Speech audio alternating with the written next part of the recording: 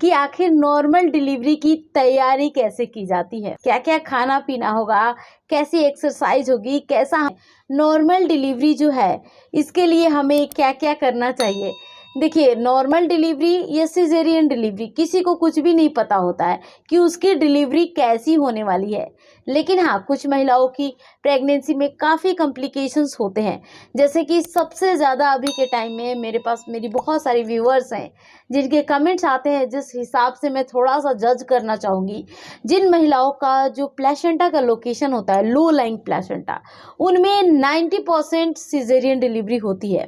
बाकी किसी केस में उतना खास नहीं है, किसी को नॉर्मल, किसी को सी सेक्शन, ये चीज़ें होते रहती हैं। लेकिन अगर आप चाहती हैं कि आपकी नॉर्मल डिलीवरी हो, तो स्टार्टिंग से पहले मैं 1 से लेकर 3 महीने के भीतर क्या क्या करना है, 3 से 6 एंड 6 से लेकर 9 महीने तक डिस्कस किया जाएगा। क्योंकि मैक्सिमम मैं उन्हीं सारे पॉइंट्स के ऊपर बातें करूंगी जो गांव की महिलाएं जो लक्षण, जो चीज़ें देखकर अपनाती हैं, जो एक्टिविटी करती हैं, उन्हीं चीज़ों को हाईलाइट किया जाएगा। चलिए बात करते हैं 1 से लेकर 3 महीने के बीच में आपको पता चल गई कि आपकी प्रेगनेंसी शुरू हो गई है। इस दौरान आपको सबसे ज़्यादा आराम करना है, भारी चीज़ें नहीं उठानी है, घर के छोटे मोटे काम करना है और सीढ़ियाँ नहीं चढ़नी होती है इस टाइम में। और कोशिश कीजिए खुद को थोड़ा सा बचा कर रखें, क्योंकि जितना ज़्यादा आप ध्यान रखोगे, सबसे ज़्यादा मिसकैरेज के चांसेस 1 से लेकर 3 महीने के बीच में होती है। इसलिए हमेशा चौकन्ना रहना है। और इस टाइम में अगर आपके हस्बैंड की बात करें तो उनसे भी थोड़ा सा डिस्टेंस मेंटेन कर सकती हैं इस दौरान, क्योंकि इससे मे बी अगर आपके पेट पे कोई प्रेशर आ जाए जिससे ब्लीडिंग की चांसेस हो जाए तो ये ठीक नहीं होगी प्रेगनेंसी के लिए। अगेन बात करते हैं 3 से लेकर 6 महीने के बीच में। इस दौरान क्या करना होता है हमें?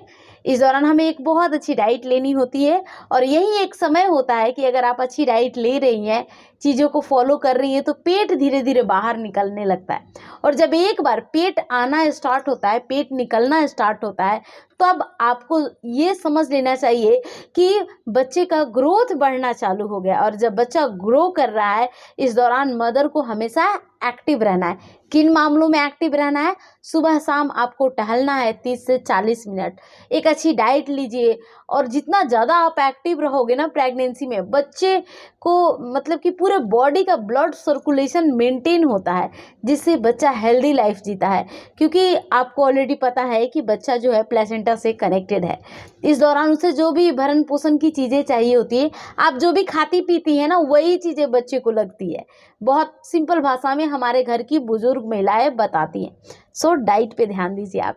अगेन बात करते हैं 6 से लेकर 9 महीने के बीच में नॉर्मल डिलीवरी के लिए सबसे ज़्यादा फेमस घी को कहा जाता है। अपने डॉक्टर से बात कर लीजिए, उसके बाद ही घी लेना स्टार्ट कीजिए।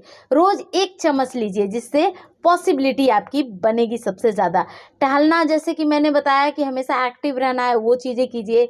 आप खजूर खा सकती हैं, गर्म तासीर की चीज़ों को भी लीजिए और ज़्यादा से ज़्यादा टाइम अपने हस्बैंड के साथ आप स्पेंड कर सकती हैं, जिससे क्या होगा, आपका मूड अच्छा होगा। और एक बार 8 या 9 मंथ के अंदर अगर आपका मूड अच्छा रह रहा है, जिस वजह से क्या होगा कि जो नॉर्मल डिलीवरी वाले हार्मोन्स होते हैं वो रिलीज होना स्टार्ट हो जाते हैं। और समय पे या 36 वीक के बाद कभी भी किसी भी वीक के अंदर 36 से प्लस जाते हो तो लेबर पेन अपने आप आ जाता है, जैसे मुझे आया था। और ये जो भी मैंने टिप्स बताए हैं, ये लगभग सभी महिलाओं में कारगर होती है। मिलती हूँ आप सबसे मैं कल की नई वीडियो में। तब तक के लिए bye bye and take care.